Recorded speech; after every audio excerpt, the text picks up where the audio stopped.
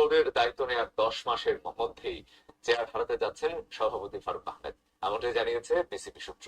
একের পর এক অনিয়ম আর দুর্নীতির কারণে ক্রীড়া মন্ত্রণালয় থেকে বোর্ড প্রেসিডেন্টকে দায়িত্ব থেকে সরানোর নির্দেশ দেওয়া হয়েছে।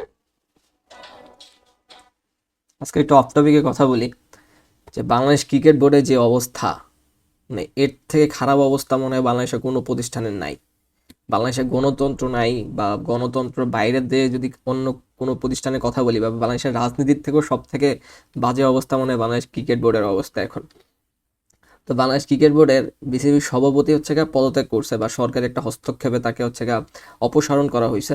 তো এখানে আইসিসির কিছু রুলস রেগুলেশন আছে, তো ব্যান খাওয়ার পসিবিলিটি আছে। আমার কাছে মনে হয় বাংলাদেশ ক্রিকেট কিছুদিনের জন্য ব্যান খেয়ে থাকলে আমার কাছে মনে হয় ভালো লাগবে আর কি।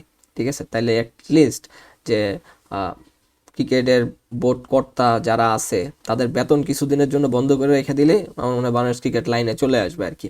কারণ যতগুলা বোর্ড পরিচালক আছে, একজনও কাজের না, একজনও কাজের না।